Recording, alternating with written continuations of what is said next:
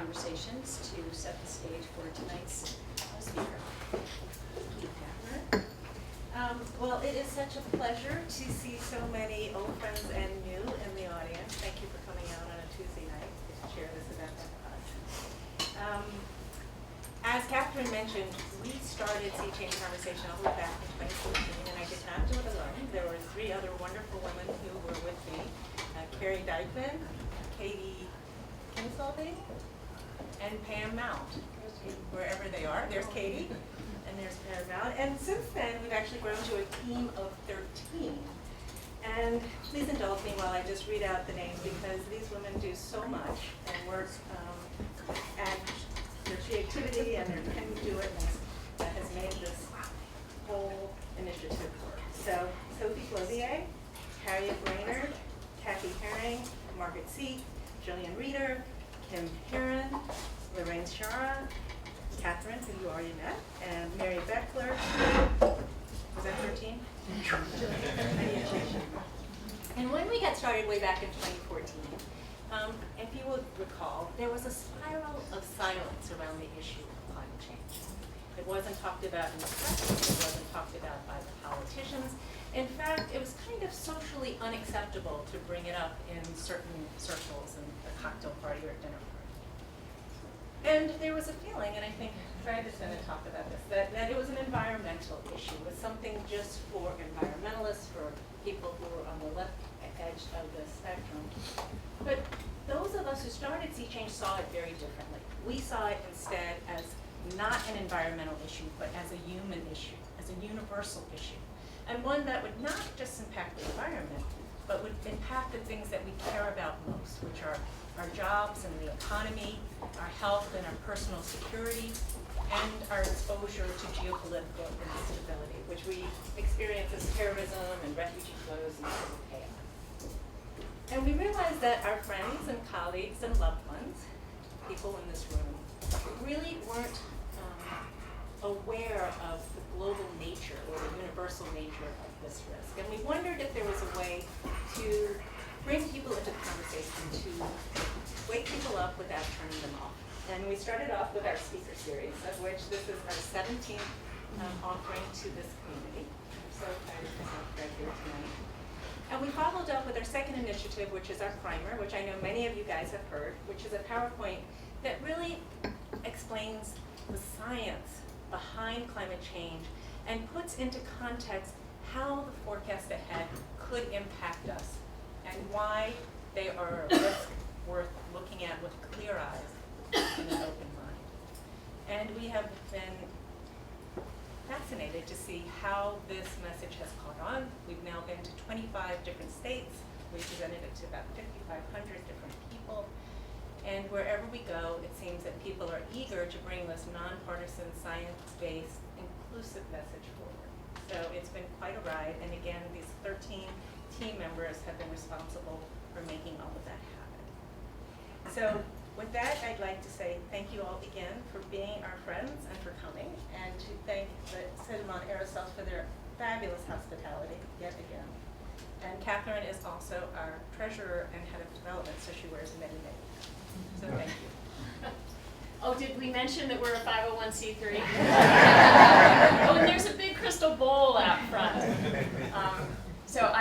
It is my distinct pleasure to introduce my friend Fred Rich. This is actually not the first Sedimon Aerostock that Fred has had the pleasure of discussing getting to green with. He and Andrew spoke on a Nature Conservancy panel a year or so ago, I guess, on this very topic of how do we get to green? How do we get to what Fred defines as center green? So a little bit of background on Fred. Fred was a partner at Sullivan and Cromwell for 30 years. He is an author. This is his second book. He's working on his third book. He is a Woodrow Wilson School graduate. So this is, go Tigers. This is home for him. He was looking at the new Wawa and going, like all the rest of us. Anyway, it has been a wild ride for me as, what I would classify as a moderate Republican, to see an issue that I care so much about be divided and the communication be so harsh on both sides. And so I have used, as you might tell, this has been, this is like my bedtime reading, my Bible, for green conversation. It has been really, really helpful for me to read Fred's book and to be able to understand why we have communication gaps, why we have such differences of opinion when this issue is so important. This issue of protecting our environment has been so important to everyone, to all Americans, regardless of your political stripe, for so many generations. And now it seems we are just even more divided than we were, 10 years ago. So I look forward to your feedback after you've heard Fred, and then his book, by the way, we are, for a $50 donation to Sea Change Conversations, we can give you a copy of Fred's book, and Fred might be gracious enough to autograph it for you right outside after we, in the living room after we have this. So without further ado, Fred, thank you so much for making the time to be here. You're welcome.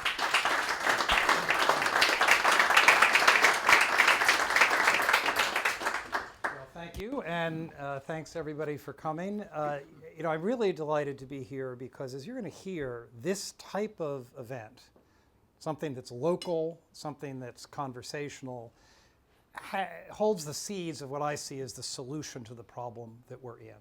Right? And you're going to hear that message over and over. So this is really the first time I've had a chance to talk about the book in this kind of setting, right? Not a big auditorium with 500 people or on television. I did a 5-week book tour. I did, call-in talk radio in Oklahoma.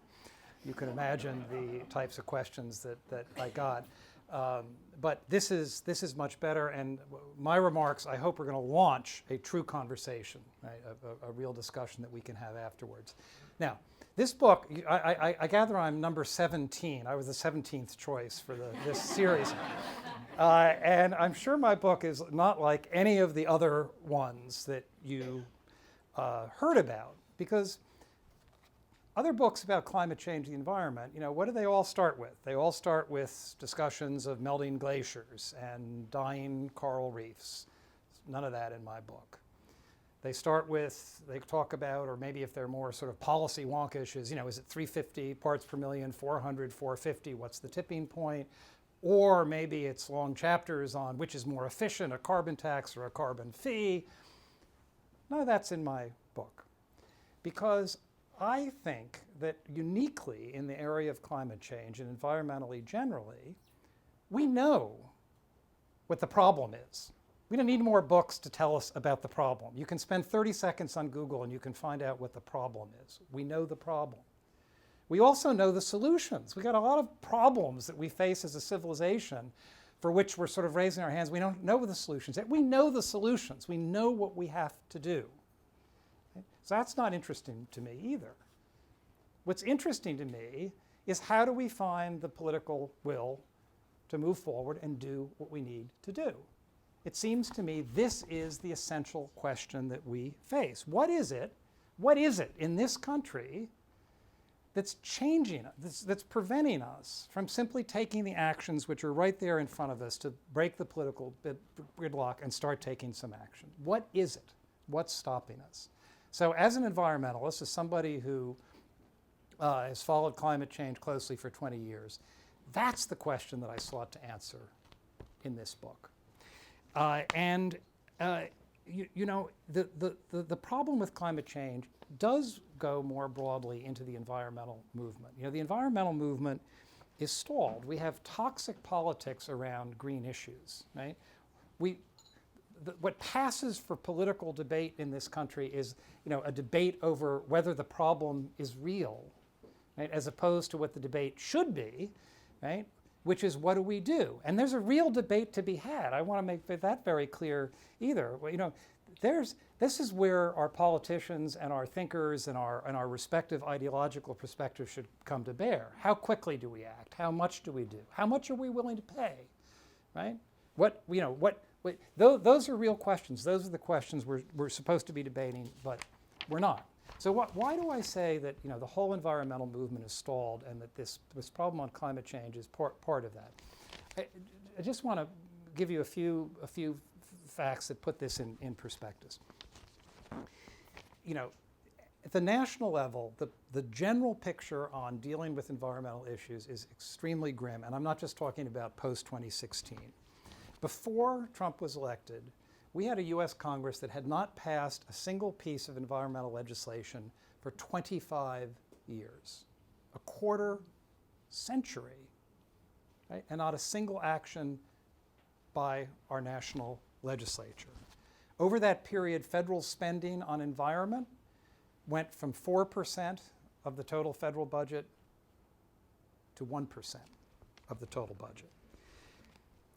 On climate change, it's been the #1 priority of the environmental movement for 2 decades, right? And what's been achieved? At the national level, nothing, right? We tried cap and trade in 2003, we failed. We tried 2005, we failed. We tried 2007, we failed. But the worst was 2010. You have to study 2010 because it's so instructive. Because what did people think? They, well, you know, if only we had, you know, if only the Democrats and progressives were in control of both houses of Congress, right, everything would be right. Well, 2010, we had both houses in control of the Democrats. If only we had a president, right, who was willing to prioritize the issue and drive it through. What did we have? We had a brand new president who had made climate change as one of his top 3 priorities. If only we could get corporate support behind climate action. What did we have in 2010? We had 100 of the country's largest corporations united in a partnership supporting a market price for carbon.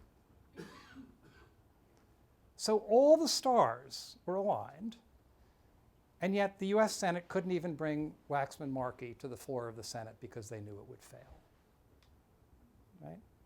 So how did this happen? Why did this happen even in those circumstances? I wrote Getting to Green, if any of you are nice enough to read it or peruse it. Bear in mind it was written before 2016, before the election. But it was interesting because I was arguing that the so-called progress that had been achieved under the Obama administration was illusory. And I said, okay, you know, you've entered in the Paris Agreement, but without Senate ratification, you know, it can all be undone. It's an illusion. You've had the Clean Power Plan, but it was done through regulation. It can be reversed, right? You've had this big fight and put all your eggs in fighting the Keystone Pipeline project. And if people here were, you know, spent their money and treasure and energy doing it, I admire your instinct, but I did not agree actually with with prioritizing that project. Defeating Keystone did not move the needle on climate change one whit. And it was absolutely clear that, again, but for the more fundamental political problems, it would be reversed. And of course, what happened? We had Trump. It was all reversed. It was all an illusion. Every single bit of progress that was made on a unilateral partisan basis under Obama, every single one was undone. You know, environmentalists, we talk a lot about sustainability, right? I mean, it's sort of our touchstone, right, about how to live and how to organize society. We've got to be sustainable. But we don't think about sustainability in politics, right? Solutions that we adopt politically and legally, they're only going to work if they're sustainable. Sustainability means they'll survive a change in administration. We've had Social Security, you know, for how many years now? You know, can't do my math, 80 years, you know, that's sustainable. Things that were hugely, you know, controversial when they came in, but they were done on a basis that they could be sustained. And, you know, think of it this way. The idea that we can do something as epic as decarbonizing the American economy, you know, over the determined objections of half the citizenry is an illusion. All right?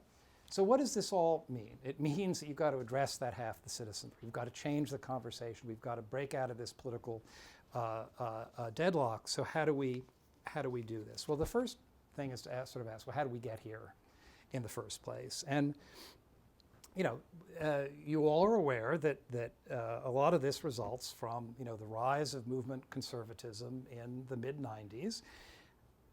And the choice of anti-environmentalism and climate denial to become a kind of core marker or article of faith for the conservative point of view. And this has had a very profound effect over a very short period of time on the attitudes of the right. And you have to understand that this changes. So today, there's a series of Pew polls that measure partisan division. You may have read the polls or you see them in the papers when they come out. And it's how far apart the two parties are on a range of issues.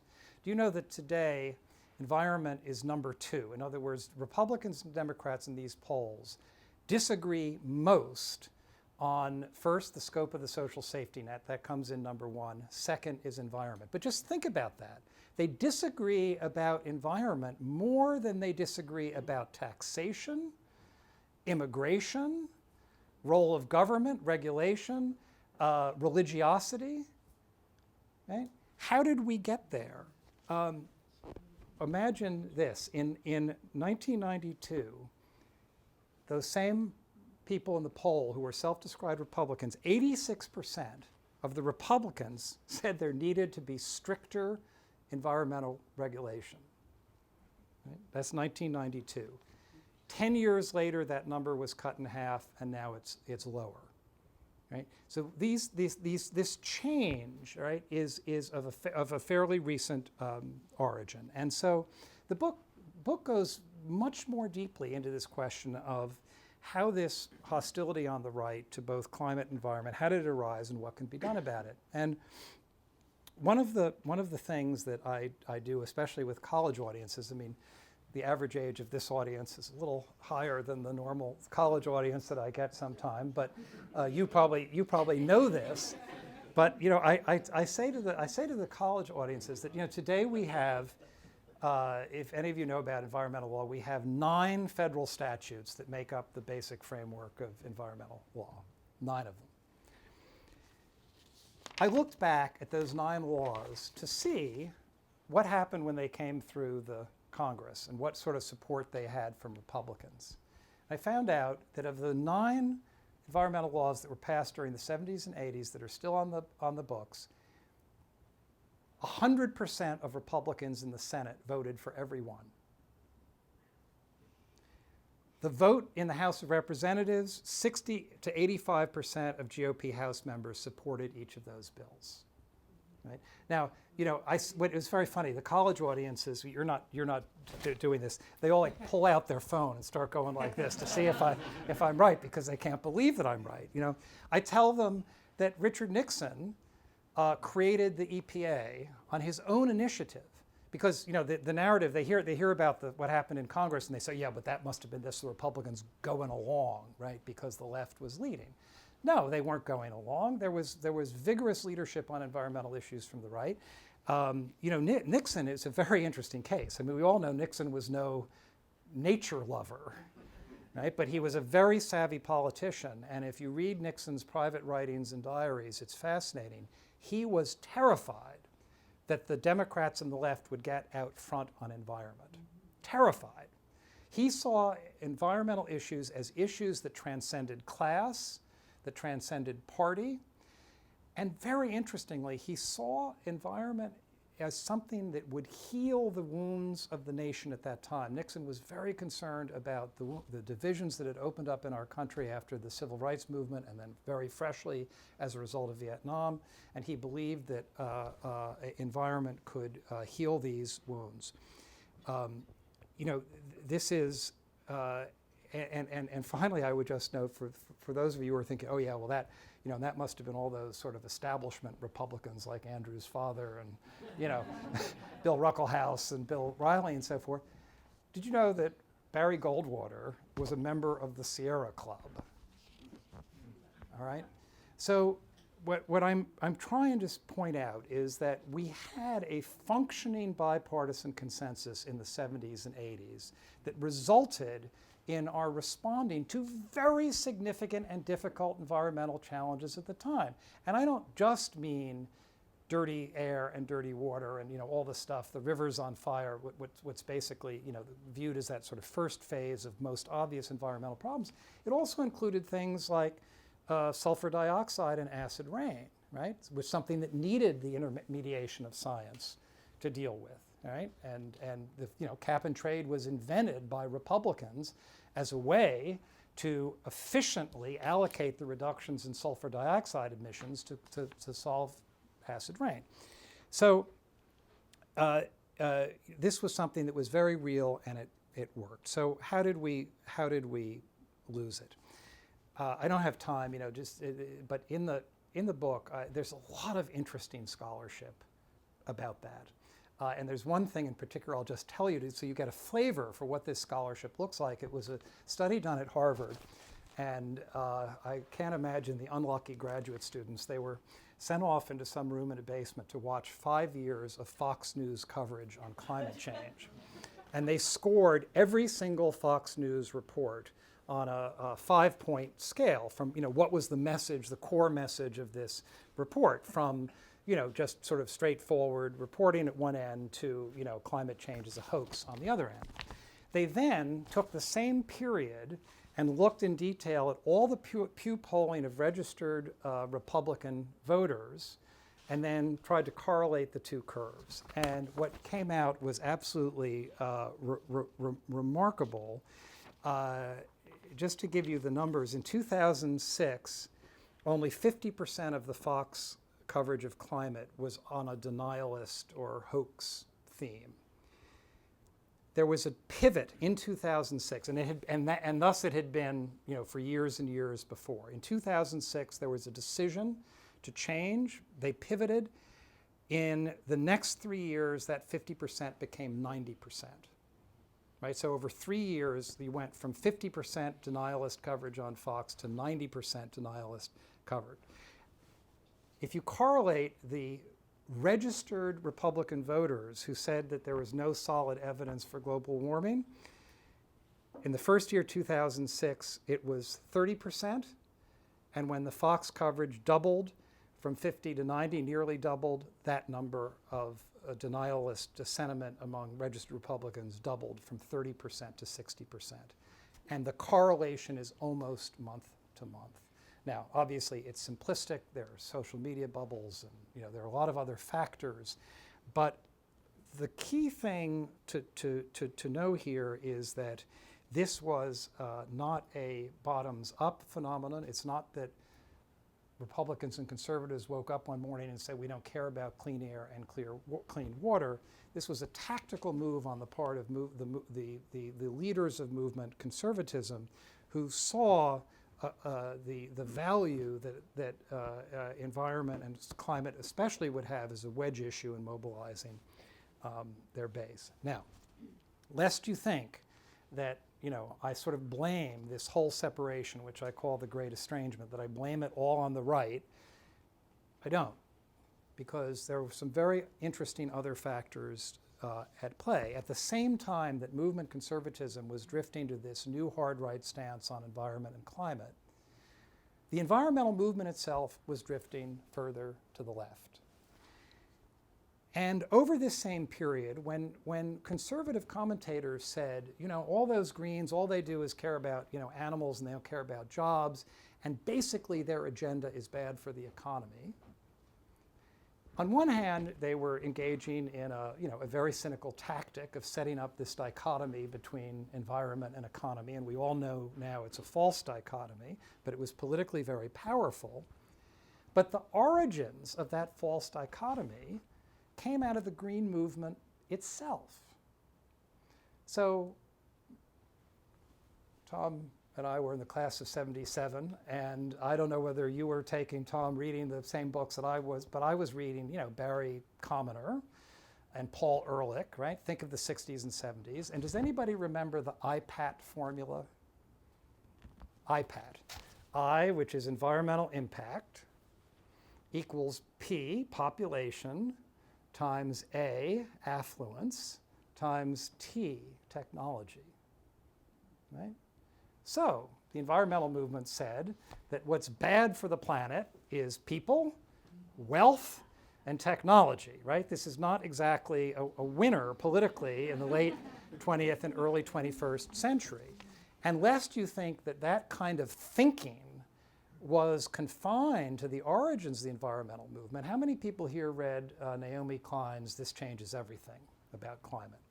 It was the #1 best-selling book on environmental policy in Amazon, I'm happy to say, before my book came along. But it's even more stark. Naomi Klein said that the continuance of the capitalist system and the continuation of global corporate capitalism is inconsistent with the survival of the planet due to global warming, and that anybody who's serious about, and what she said, ironically, she said, they're right. When Rush Limbaugh says that, you can't solve climate change, right, without throwing out capitalism and corporate structures and losing your job, Naomi Klein, from the perspective of the left, says they're right. They're right. This changes everything, right? And lest you think, now she's a very radical left Canadian journalist, but it's not just her. These voices that you hear out of the environmental movement, all right, they're not isolated. Many of you here probably knew Gus Speth, who was the dean of Yale School of Forestry Environmental Studies. Scott, you're great guy, great hero, one of my heroes, right? Wrote a lot of books. I don't know if you read his last book. His last book said what Naomi Klein's book said. We got to throw out capitalism. We got to throw out, the corporate form because the planet won't survive. So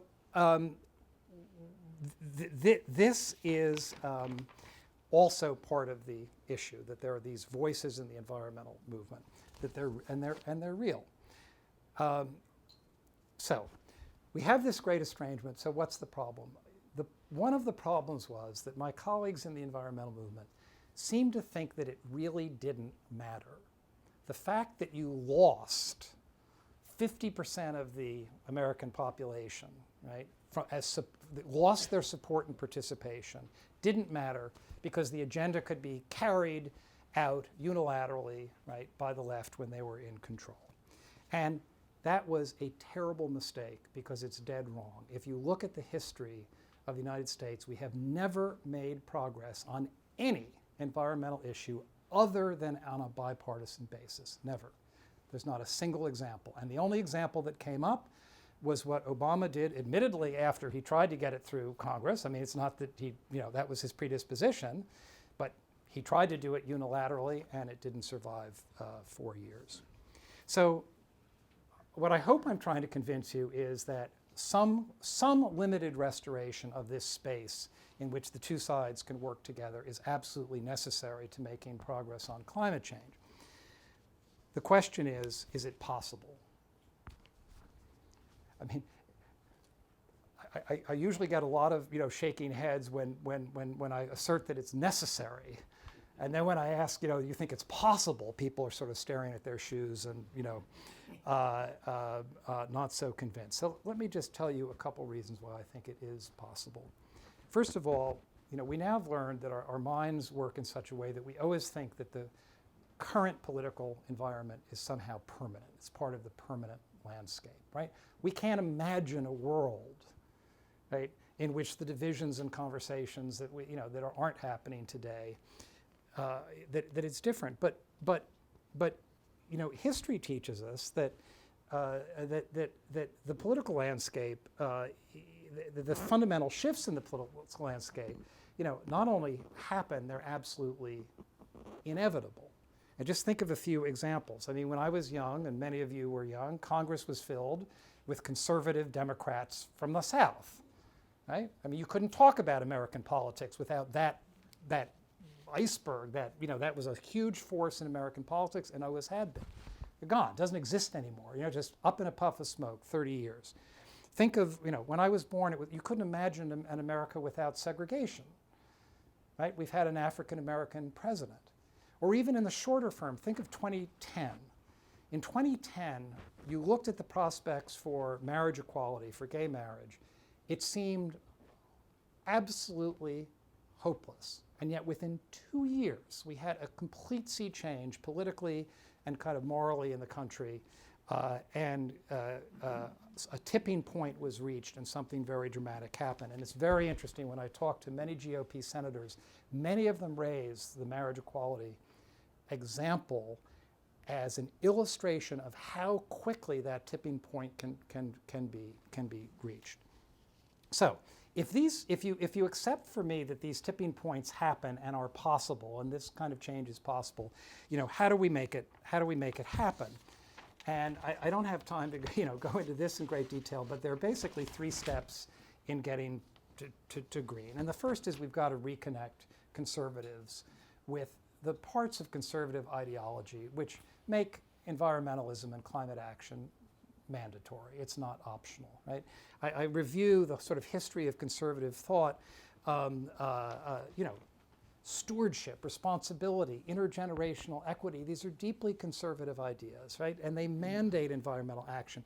In contrast, there's nothing remotely conservative about the idea that it's okay to trash the planet now to make a marginal buck. There's nothing conservative in that idea. So there is this deep cognitive dissonance, all right, between the underlying sort of ideology of traditional conservatism and what we're hearing today. Moreover, we have tens of millions of self-identified conservatives and Republicans in this country who are deeply connected with nature and the natural world. We have tens of millions still involved with Sportsman's Group and Nature's, Trout Unlimited and Isaac Walton League. Take National Audubon. I find this fascinating, right? National Audubon did a survey. 40% of their members self-identify as Republican or conservative, 40%.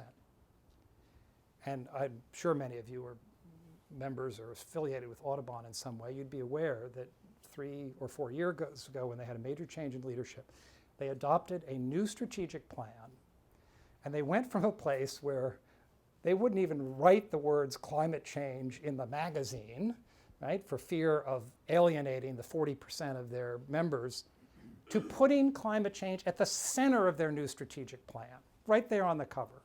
The impact of a changing planet on bird migration, all of our work is going to be aligned along this. And I had lunch with the president of Audubon a few months ago. He said that there was no appreciable loss of their conservative and Republican members when they did that. It's true that this idea of climate denialism is what political scientists call sticky. You heard this word in political science.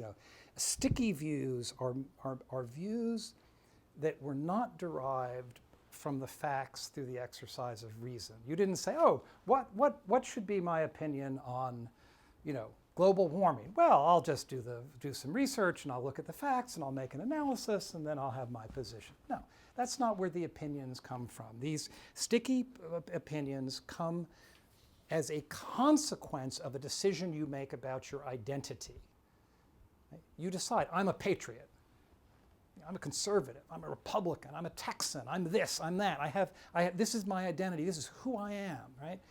And then we assume with that identity the sort of baggage that goes along with it, right? And this is one of those. This is one of those views. This is we were talking earlier about Jonathan Haidt, and I'm sure you've read Dan Kahan and Dan Kahneman, what they call cultural cognition, motivated reasoning. We now really are starting to understand where people's moral and political views come from. So this really helps explain this sort of seeming blindness or indifference to the facts, and it deeply informs those like you who are trying to engage in communications about climate change. The good news is that what all this science tells us is that these sticky views can be changed, but they require leadership from the identity group that holds them, not from the outside.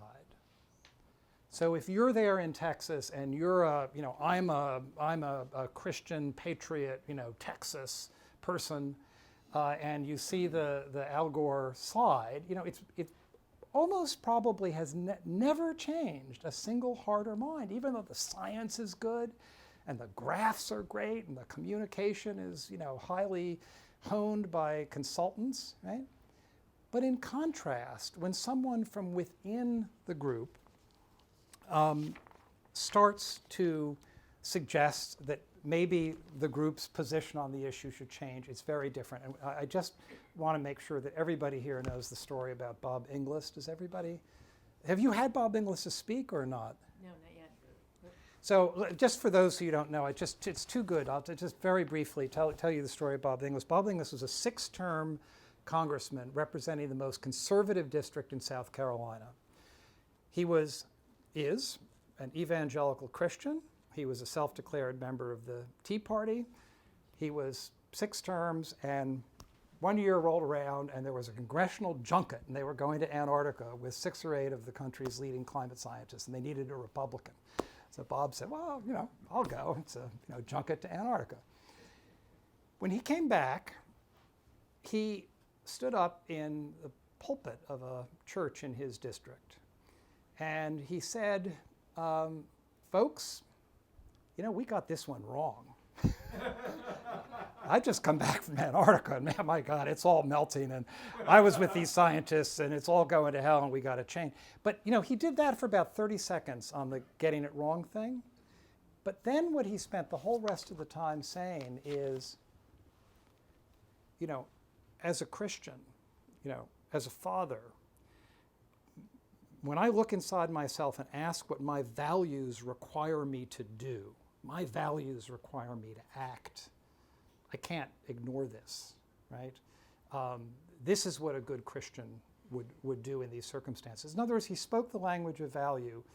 Now, there's sort of good news, bad news in this story. The bad news is he was primaried from the right because he had committed apostasy and he lost his seat. The good news is that he didn't just go off into the sunset. He got into his car and he started driving all around the South to Christian colleges and churches and anybody who would listen to him, and started to tell the story of the changing climate and global warming and what it would mean, but in his language, in their language, right, from a place where it was a moral issue. He didn't invoke scientists, he invoked morality. This is a moral issue. You have to look inside yourself and decide who you are and whether you need to act, right? What will future generations see when they look back and they saw that you were willfully blind? What will that tell them about the type of person that your ancestor was? And 2 or 3 years later, the J. F. Kennedy Library in Boston gave him the John F. Kennedy Profiles in Courage Award. And if you really want to be reminded about what America could be, just go online and read the remarks that the Kennedy family made. And here you had this evangelical conservative standing in the heart of the liberal establishment in Boston. And they were coming together over the changing climate and the moral case for making it, right? That's the sort of essence, that moment shows us what we can do and where we can be. I want to read you one thing. We were talking about voices, and because this is about conversations, and how we say it and what we say is really, how we say it is as important as what we say. I just want to read to you what the Evangelical Climate Initiative said, and this is in the book after I have a long series of dreadful, dire, dry statements from environmental organizations about, trying to scare the bejesus of everybody about climate change. And the Evangelical Climate Initiative came in and put out a press release, and they said, human activity is increasing greenhouse gases in the atmosphere, and the impacts on God's creation and his people will be tragic. To ignore this is unthinkable. To grasp the problem with faith and courage, and with the wind of American ingenuity and goodness at our back, is morally right and, in our view, faithful to our Creator God. One sentence, right? Look at the vividness of that language. It invokes patriotism, our American sense of self, American ingenuity, American goodness, right? This is how to make the case for climate change with our fellow citizens who today hold a different view. I just want to say a couple other things quickly about other things that have to change in order to bring this home. One is the demographics of the movement of people who care about this. And I'm very sorry to say, looking around this room, you know, I see an audience that is largely white, largely upper middle class, largely over 50, and I'm being a little generous there. In contrast, today more than half of our country lives in cities. By 1950, half will be non-white. I have a question for you. What do you think the average age of members of the Nature Conservancy was in 2012? Anybody want to guess? What? 70? Average age. Yeah. Yeah. 62. And you know what's interesting? 2012, you know who those people are who are 62 and 2012? They were the people who were 20 on the first Earth Day in 1970. It's the same people. It's been the same people for the whole, you know, the whole bulk of the century, right? Go boomers. This is go boomers, right? This is a disaster. The other disaster is we need to change the political clout of this movement. Where does political clout? You know, we are, for the time being, still a democracy, right? The sentiments of people and their willingness to express them, not just through voting, but in other ways, matters. Does anybody want to guess how many people participated in the first Earth Day in 1970?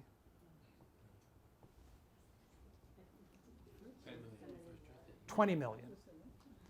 And do you know what the first Earth Day was in 1970? It wasn't some big nationally sponsored rally. It was this. Yeah. It was, we used to call them in the 60s, teach-ins. Right. And they were conversations. They were local, small conversations, right? This very loose structure. Paul McCloskey, a Republican senator, I forget who the Democrat was. Gaylord Nelson, thank you. Completely bipartisan, very loose leadership from the top, a mass movement. We couldn't get 200,000 people to turn out.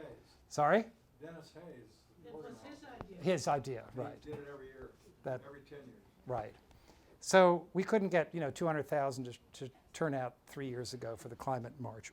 We became a movement of specialists, of policy specialists. We became, it was as the college campuses like to say now, white guys in suits inside the Beltway. They were working an inside game. We lost it. Do you know that the night that they had to decide whether to bring Wax and Markey onto the floor of the Senate, the majority leader, who was it at the time? I'm blanking. 2010 majority leader of the Senate. Yeah. He stood at his window, which overlooked the steps of the Capitol building. He was looking out. There was nobody there. He turned around and he said, "Where are the college students? Where is everybody? Right? Where is the political support for this thing that we're being asked to do? This nearly impossible thing." It wasn't there. The environmental movement had lost that energy of a mass grassroots movement. That's why I think what Kathleen and all of you are doing in these peer-to-peer conversations is so powerful. And finally, we need a change in tactics. We have been trying to sell the apocalypse, right, for 40 years. Think of 1963. Martin Luther King stood up and he said, I have a dream. And within 40 years, we had an African-American president. At the same time, the environmentalists stood up and said, we have a nightmare. Right? And we didn't offer the positive vision. I mean, think of the rest of Martin Luther King's speech. It wasn't about the disaster for both white and black people in the country at that time. It was a vision, right? I dream that my children will be judged by the content of that country. It was a vision. It was a positive vision. He was selling, if we go here, this is what life will be like. Environmentalists never painted a picture of what the destination was. And in climate change, right? I'm not saying we should be Pollyanna-ish. Obviously, we have to describe the disasters that we face, but that's not enough to motivate people. We have to have a vision. What is it like when we get there? If we do these things, where do we arrive, and what does it look like, and why is it a hopeful, marvelous place to be in which we have greater health and greater freedom and greater security and all those things that will follow from following the prescriptions that we need. So we need a vision of hope. So it's very hot, and I want to start our conversation. So let me just say at the end, even if you don't buy sort of anything I said being hopeful, and I have many more examples of sort of leadership from the right, the Pope's encyclical, and things that are happening on the Hill. I hope you all read about Lamar Alexander's response to the Green New Deal. Absolutely fascinating. Republican from Tennessee. He said last week, basically, okay, there's the Green New Deal. This is the moment when we on the right have to show leadership, right? If not that, then what? If not that, then what? And he put out this thing it's called like the New Manhattan Project, and we were talking about it because it has nuclear playing a key role in the transition to an all-renewable future. And I can tell you from my travels around the country and my discussions with many conservative groups, it's a key litmus test on how seriously you take climate change. If you try to tell them, right, the global warming is the number one problem faced by human civilization, and then 30 seconds later say, yeah, but I don't want any nuclear, right? They find a real dissonance in that. And of course, it very much divides the environmental movement, and Lamar Alexander, I think, has done something very clever tactically in putting that out there. So let me just say one other thing. Even if you don't believe that all these signs are hopeful, at the end of the day, political parties do what they need to do to win elections. So forget doing the right thing, forget the moral imperative, right? Let's just look at this from a pure political perspective. I don't often, agree with Karl Rove, but he said in 2008 and again in 2012 that the usefulness of climate ridicule to, mobilize the base on the right had been completely outweighed by the fact that it completely alienates swing voters, the young, the non-whites, all the demographics that you need to win a national election in the 21st century. Karl Rove was there already by 2008 and 2012. He warned that a key litmus test for whether a new center-right party could emerge and actually lead in this country was whether they could show engagement and leadership in climate change and green issues. This is Karl Rove, all right? Now, it all got blown out of the water, of course, by Trumpism, but every demagogic populist movement, eventually collapses from, it disappoints its supporters, it collapses from its own contradictions. We've got to keep our eye on the horizon. What comes after? And it's a moment when we can have one of these pivots, the conversation can change, and we really can move forward. And the very last thought I want to leave you with is about these conversations and these types of meetings. You're doing two things in what you do, Kathleen, with your colleagues.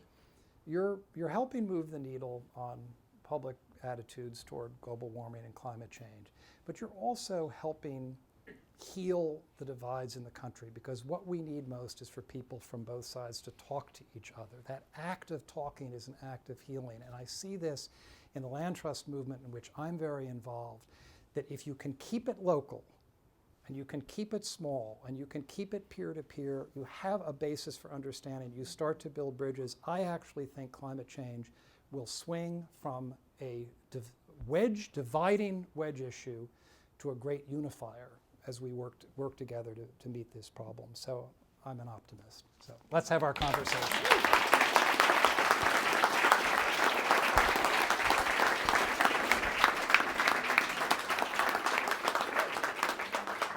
Questions? I haven't read your book yet, I definitely will, but I heard that the fossil fuel industry gave over $1 billion to political entities in fighting climate change, and I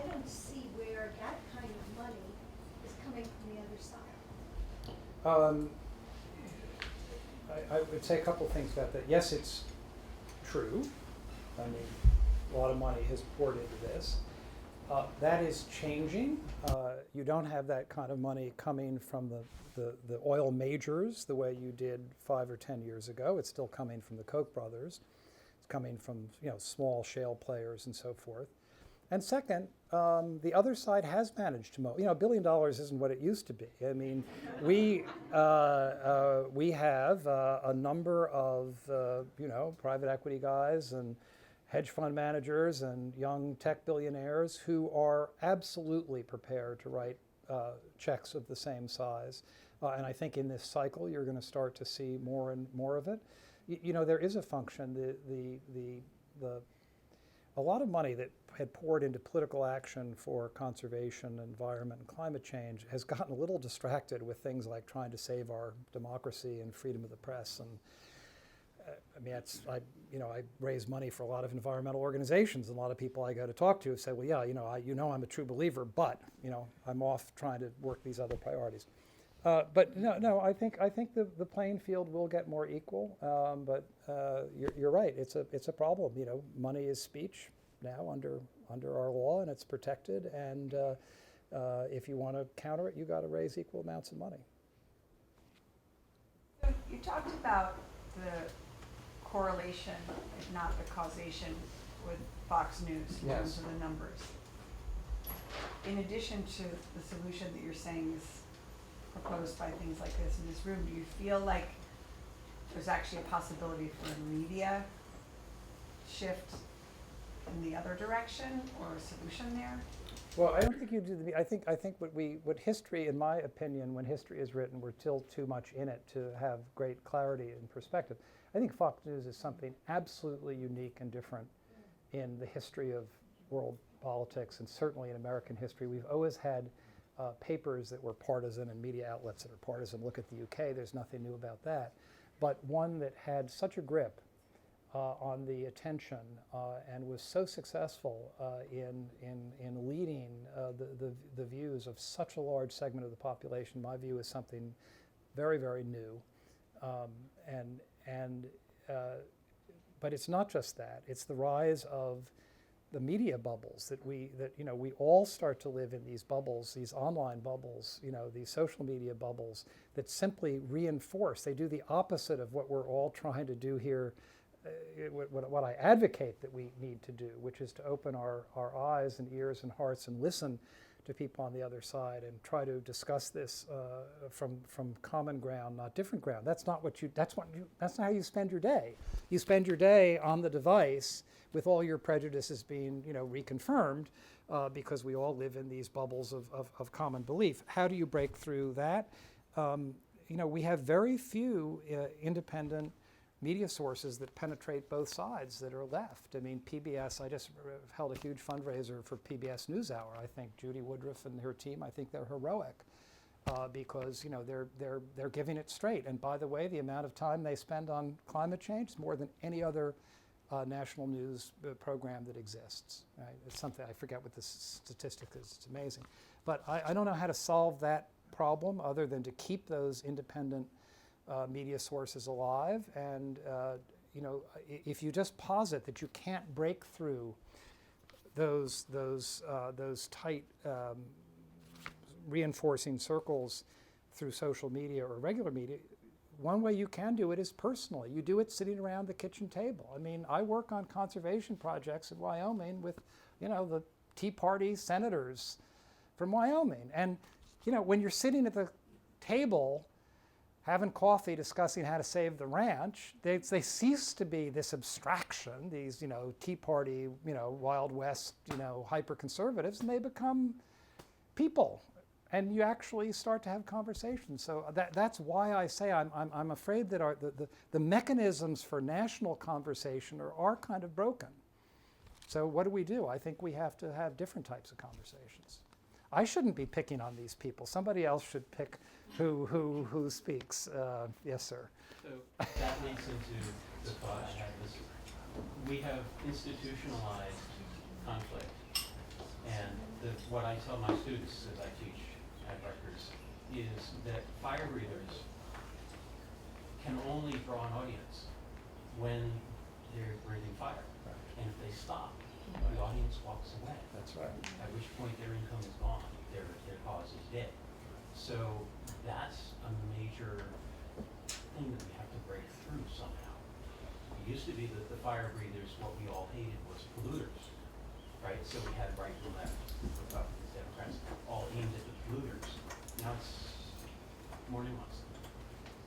It is more nuanced, but you know, it's interesting. I think interestingly, what we now understand is that the power that we have to wield that is perhaps most valuable in today's world is our attention.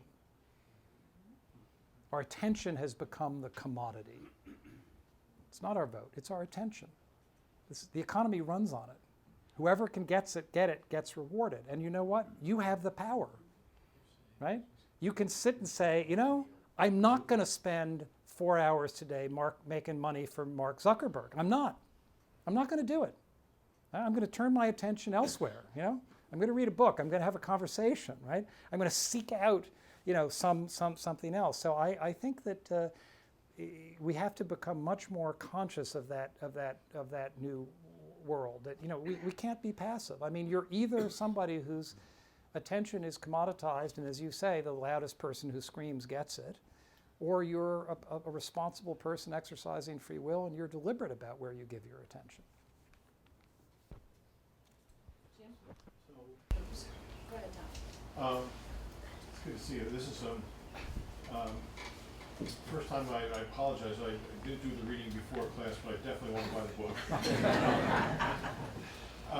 I've always had a formulation, Fred, in my head, you know, it's not scientific, that voting was a function of direct and immediate. So in other words, in the Vietnam era, we nominated McGovern because 20-year-olds were directly and immediately affected. Right. You know, I'd argue in the last congressional cycle, people were motivated. It was direct and immediate. We can blunt Trump if you're so inclined. I would argue that even the gay marriage thing was direct and immediate enough. Contrast that with Social Security. Talk to a 20-year-old about Social Security. Forget it. It's not really direct. It's not really immediate. And so the issue here is just play devil's advocate a little bit. How do you make global warming something that is direct and something that's immediate? Because I think in the minds of a lot of people, it is, well, this is something that affects my grandkids. Good luck to them. And you know, it's 40 years off in the minds of some, which I think is nonsense. But how do you combat that if you accept my formulation or my premise? Right. You know what does that job is, you know, Superstorm Sandy, is all your friends losing their house in a wildfire, your condo in Miami Beach is underwater all the time. You know, we found in it's really interesting, hard right areas that are affected by climate-related catastrophe leap over the question of whether climate change is real. They leap over it, and they're very willing to engage in a what do we do now, right? Andrew and I were on the board of a environmental group in the Hudson Valley, and we had been trying to get communities to prepare for sea level rise for a long time. We sent out our scientist. He was trained in the best science communication. He failed, you know, nobody wanted to deal with it. And then we had Irene and Superstorm Sandy, two, you know, 500-year storms within a year of each other. All these waterfront cities were underwater. People suffered damage. We didn't go in, and here was the key for communication. We didn't go in and say, "Ah, you see, you were wrong." Yeah, just went in and said, "Okay, let's convene everybody. What are we going to do about this? We face this new reality. How do we want to handle it?" So I think that it's interesting. In the old days, talking about adaptation was a big no-no because the climate zealots believed that if you even allowed a conversation to happen about adaptation, you were taking your eye off mitigation, and mitigation was the key. Those days are over because we know that there's a certain amount of change that is unmitigable, at least not in, you know, this century. So I think that's part of the answer, Tom. I mean, and all I can say is, there are two things.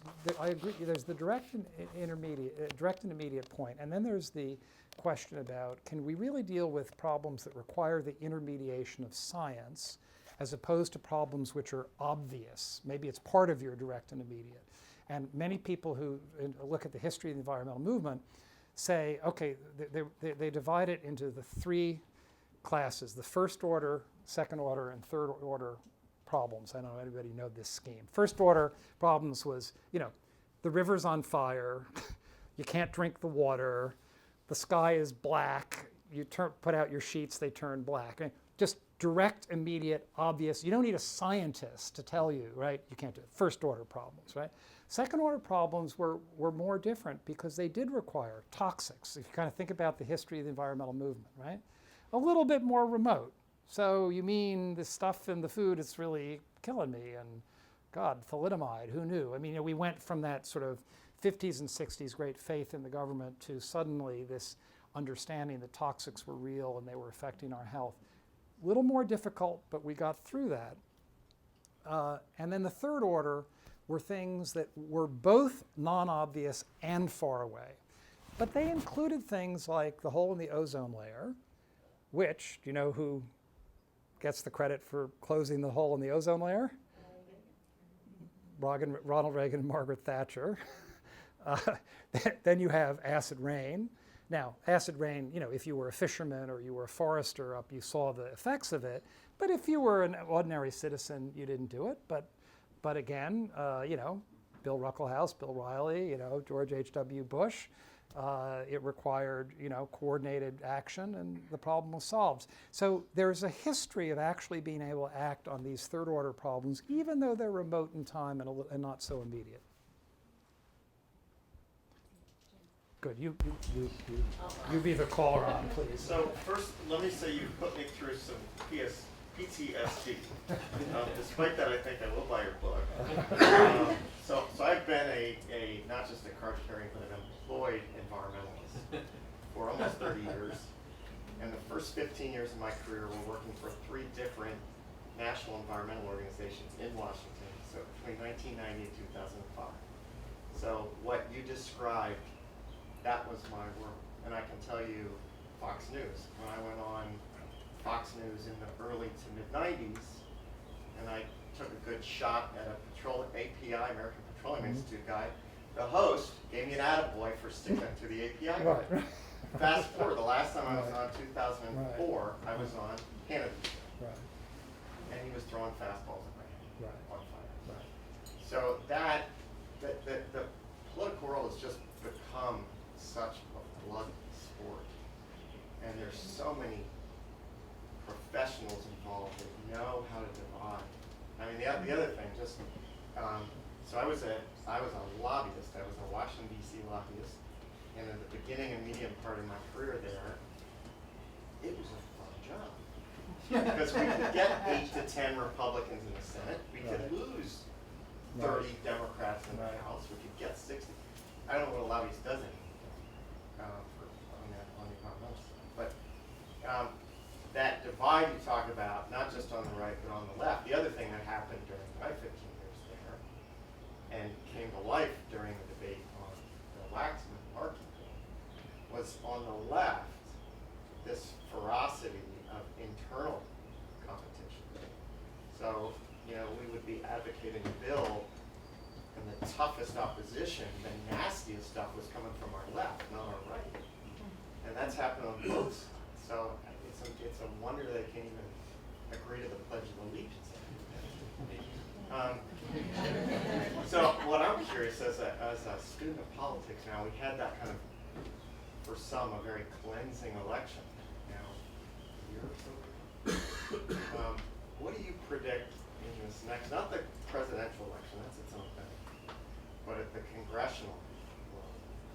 Are we going to see now, with Republicans wiped out a lot of seats and trying to gain new traction, are we going to see a different kind of Republican running that may espouse different views on things like climate change and environment? Or do you think we're just stuck in the trenches for another decade?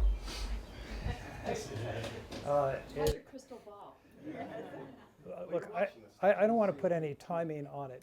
In due course, that's why I quoted Karl Rove at the end. At some point, right, if there is some kind of center-right party that emerges from the ashes of Trumpism, we know what it needs to do to contest national elections in the 21st century. So yes, eventually there will be a new type of, I don't know whether they'll call them what they'll call them, but they'll be there, absolutely. Whether it happens this year or not, I have no idea. The problem is when there are so many other things, environment falls to the bottom of the list.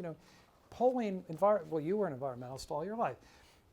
There are those Pew polls that say that, do you care about these things? 80% of Americans say they care about clean air and water. Every year, over and over and over, they care about clean air and water. Now, the average environmentalist then goes up to the Hill and says, see, everybody's an environmentalist. 80% of people care about it. They don't go to the next page of the Pew poll, which asks them to rank the things that they care about in order. Where do you think of the 16 things that are ranked in that Pew poll environment has come? 16, right? It doesn't even begin to compete with your job and your money and your kids' education and your health care, right? So this is why the environmental movement is broad but not deep. Everybody cares, but they don't care enough to prioritize it. Climate change should have changed that because it's such an existential threat, and it may, in due time, change that. I think it has the prospect of changing it, but again, when this whole other agenda, like the survival of our democracy and freedom of the press, and you have all these other things that are in play, I don't see a lot of people going to the polls in 2020 prioritizing environment in general. I do see a number of young people going prioritizing climate change and global warming in particular, because they're not affected by our cynicism, right? Our whole generation, for 20 years, people have said, we have 2 years to solve this problem, and then 2 years, we have 3 years to solve this problem. We don't do anything the next 3. This has been going on for 20 years, right? And we're all still here. They're not infected by that. I'm pointing to you, you're the youngest person I see. They're not affected by that problem. They take it on face value. My God, this is like a problem. We got to solve it, right? It's a really important problem, so I'm going to prioritize it. So yes, I do think that you're going to see, and there's really interesting micro-polling that Karl Rove study that I referred to. He did micro-polling district by district to really drill down into those numbers. It's really astonishing. The number who did prioritize environment on a district by district basis, okay? It was not enough to, in the present time, flip the seat, but it was growing. And so, yes, my answer is yes, but I can't tell you when. So I am in the nonprofit world, and we talk a lot about helping people become the hero of, our family story. So we deal with homelessness, and we try to give them a tangible way that they can feel that they are the hero in that family's life, and we found that that's incredibly effective. Mm-hmm. Can you recreate that sort of scenario in the world of climate change in order to help people feel like they are the hero, in that story in which climate change is, affecting all of us? And if so, what would that look like? Well, yes, but what would that look like? You're going to tell us. I mean, one of the beautiful things about I shouldn't say beautiful, there's very little beautiful about climate change, but one of the things that's interesting and has embedded in it so much opportunity is there's more than one path to passionate engagement with the changing climate. Don't think that everybody else has to walk your path. Some people come to it because they're obsessed with wildlife and habitat. I mean, think of the Auduboners. I mean, the impact on birds and bird migration, right? They come to it through that way.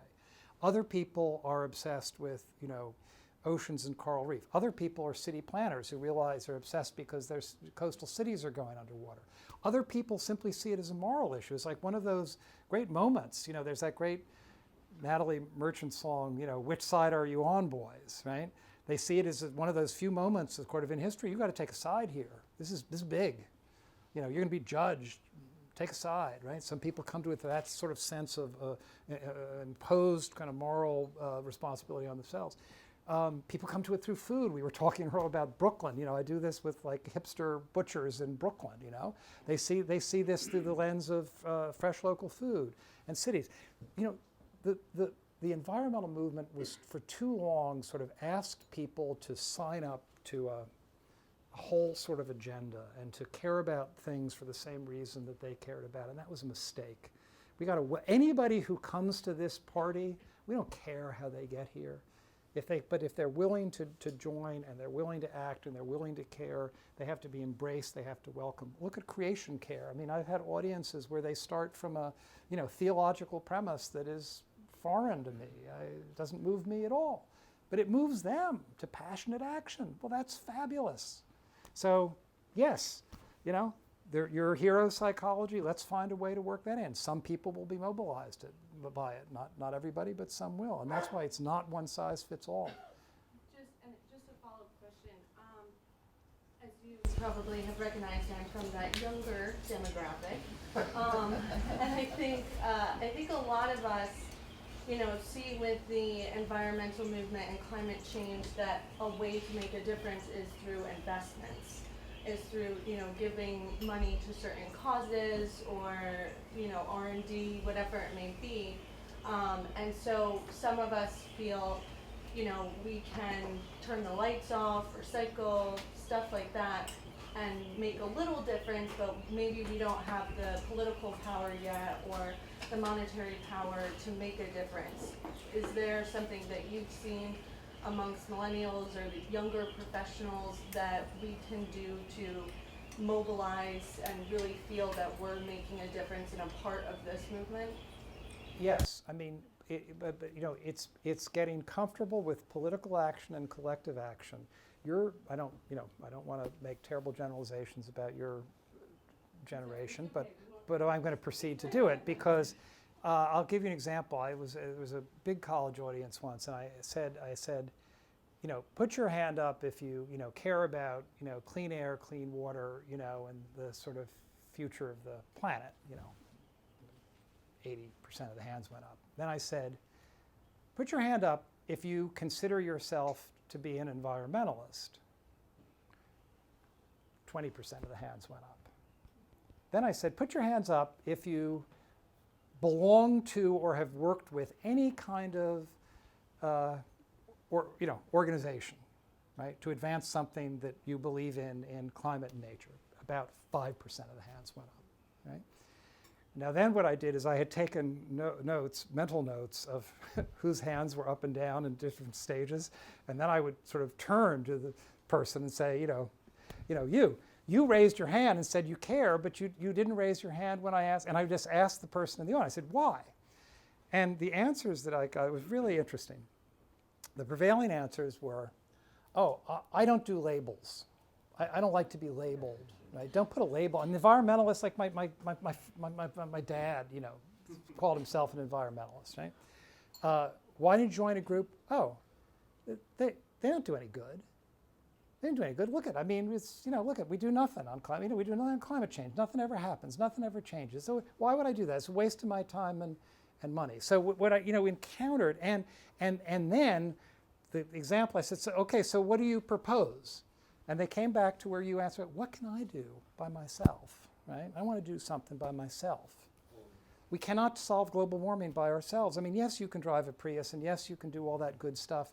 There's nothing new in that, but that's not going to solve the problem. It requires collective action, and it requires, I wish you could, speak, Joseph, and talk about what you're doing. That's the model. That's what you should do, right? You should get the energy and engagement and lack of cynicism of young people together and insist that their politicians do better. I mean, just call them to account, right? Tell them that, you just call them to account. This is my life we're talking about, right? This is, my retirement, my age. What are you doing about this problem?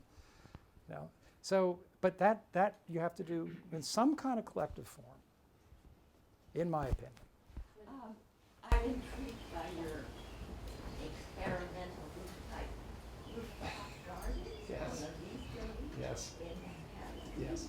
Comment on that, because that's something you're doing. Well, there's that you've just undercut my previous point, and you're completely right. you're completely right. So you're oh, thank you. You're right. I am personally, without any companions, doing a demonstration project in New York City. I live in the New York City's first LEED Platinum condo. You know, LEED is the green architecture condo, and it came with a green roof, and I wanted to show that you can actually ramp up a green roof and do extraordinary things in terms of biodiversity and food, because I think food is a part of the equation here. So I actually, half of it is devoted as habitat for insects, we're pollinators, half is for growing food, we study it scientifically. We study the carbon capture from my little piece of roof. We study the biodiversity. I have 23 species of wild bees inhabiting. This is in the middle of Wall Street overlooking New York Harbor. And I'm kind of off the grid food-wise and have my own solar panels. So yeah, you just undercut my whole point. So that's what we all need to do. That's what we need to do. All right, I just want to comment. My youngest daughter is enthralled with Cape Town, South Africa, and when she went there, they were facing a huge drought where the state was about, as of April 16th a year ago, they were going to take over everyone's water in a water barrel. I will tell you, she's still restaurants. If it's yellow, let it mellow. I mean, it was we were there for Thanksgiving. I mean, when you go to those kind of situations, you realize this could be all our future. That we're going to be, there are going to be water wars. So, seems like the Northeast actually is like more the flooding zone, but the rest of the country. So can you address about just the global issue of climate change? You know, the cruel thing about climate change, among many other things, is that it's going to hit the poor and the vulnerable most heavily. I just came back from India. I was in Sri Lanka, I was in the Maldives, I've been in Bangladesh, been all over Southeast Asia. There's no adaptation, there's no survival. And that's a fact. You know, if you are looking for ammunition to motivate yourself, it provides very powerful ammunition. There's a I'll give you an example. In the Maldives, the former prime minister started to buy land on the east coast of Africa with a view to resettling the entire population when the islands were underwater. The current administration has just decided to ignore it. So even in a place like that, and by the way, there's no controversy. I mean, I walked around, I asked everybody, what is your grandmother's observation, right, about, the sea level rise? I mean, it was complete, they live it. They're there every day. They understand what's happening to them. I think, these things are real. The national security aspect is real. Do we want to live in an enclave of privilege surrounded by billions of starving fellow humans on the planet? The implications are huge. But what I have to emphasize, I didn't talk about that tonight because we've heard that, it's out there, that's known. We've known it for 20 years. The exercise is to find ways to get people to connect with these truths in a way that change their own views and change the political conversation. That's the exercise that we have to do. We can't just say, if we just say over and over and over that all this bad stuff is going to happen, that isn't enough. it's not enough. Unfortunately, we're gonna have to stop because it's almost 8 o'clock and it is quite warm in this room. I would like to just, I know Fred had a shout out here to Joseph Abadi. I'd like for him to stand up, if you wouldn't mind, and give 2 seconds on what it is that you are actually doing and why it's so important. So, come on. I really appreciate the shout out. But yeah, so I'm a student, a first year PhD student at the Plasma Physics Lab. I'm working with a student group called the New Jersey Student Climate Advocates, and we're trying to mobilize like high school students, college students, and businesses, environmental groups, and labor groups around the state to try to work on kind of a concrete, relatively local policy, a carbon pricing policy, to try to reduce emissions but protect low-income communities and also help businesses move in the future. The vision, as Fred mentioned, for us isn't just like stopping the threat of global warming. We're trying to protect ourselves against damage. Our vision is sustainable and long-lasting jobs in the green sense and the kind of the long-lasting sense. And our vision is a great future for Bravo! for kids. One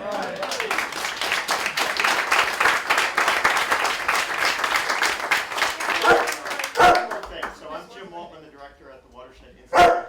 If you have a high schooler at home or a grandchild who's in high school, we're hosting a great conference that's been spearheaded by Princeton Day School on May 11th. It's about climate change. This is created by high school students, for high school students. So just check that out on our website. That's great. So thank you, Fred, so very much.